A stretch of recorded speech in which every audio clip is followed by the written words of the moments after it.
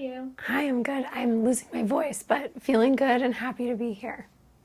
That's the story of my life. So many of my interviews, I just have no voice whatsoever, so I get it. Oh, I'm glad you But understand.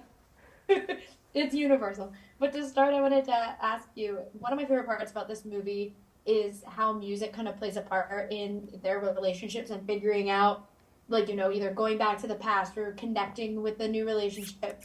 So I wanted to ask you, when you were working on this movie, was there any kind of song or music that helped you get into the mindset for regretting you? Well, Josh really relies on music to set the tone and to figure out, like, he writes the songs into the script a lot of the time. So he put together a playlist before we even started shooting that he sent all of us to listen to kind of, we played it during the fittings that we had for our characters. And so it was just sort of like ambient sound around all of us. Personally, we just actually were asked to make playlists for Spotify. And so I made one recently that sort of reflects the music that I was listening to as I was prepping for Morgan. Weirdly, it was a lot of French music, like just vibe-wise, like very vibey French music, and then a lot of like folklore and Evermore Taylor music, just because at the beginning of the movie she's feeling a little invisible. Mm-mm. That is true. And when I interviewed McKenna the first time, I said to her, I was like, I have wearing a Dead Dad Club bracelet because it's like, it is my way of like clearing the air of like, yes, my dad is dead. I'm probably going to make some jokes. Like, it's fine.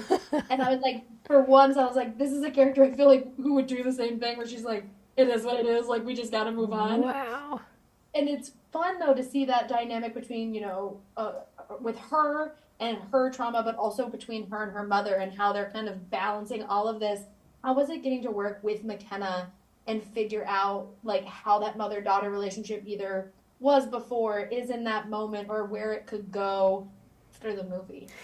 I mean, you've talked to her, so you know she's like one of the great people. She's so kind. She's so ridiculously talented, super smart, generous, like just really prepared. She's like the consummate professional.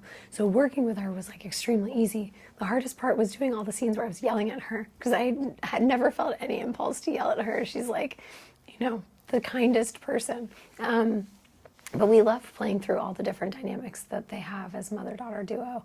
In the beginning of the movie, they're in a kind of like superficial closeness, I guess I would say.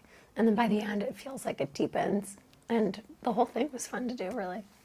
Yeah, it's fun to watch. But for a last quick thing, I wanted to ask you, because I always like to ask, especially with adaptations, what is your process when you are working on something that is an adaptation, like Regretting You? Are you someone who's like, okay, I'm gonna read this whole book and then figure out who my Morgan is, or do you rely on the script and what Josh is doing with the direction instead of kind of relying on what Colleen did with the novel? What a good question. I guess I've done it 3 times, but with A Series of Unfortunate Events, Fellow Travelers, and this, although Fellow Travelers, my character was in the book for like 1 sentence, so I really got to kind of rely on the script. In this case, I read the script first, and then I read the book like ravenously. By the end, I just knew her. So I don't really know like what that alchemy is. If it was that Josh just knew who to cast and I like could relate to her in some ways. But also I'm really drawn to characters that I disagree with or who I think make flawed decisions. Like I had some problems with Morgan, and that kind of compelled me to want to play her. Well, it was so much fun to get to kind of see the journey these characters go on, because like I said, love to find myself in a character who's like, yeah, my dad's dead, what's up? But thank you for talking with me. Thank you so much. Thank you for talking with me. I can't wait for everyone to see Regretting You. Me too. I'm so excited, and I'm sorry about your dad. I'm sorry you're in that club. It's a bad club, but hey, we have Regretting You. You have merch. We have merch and Regretting You. Thank you.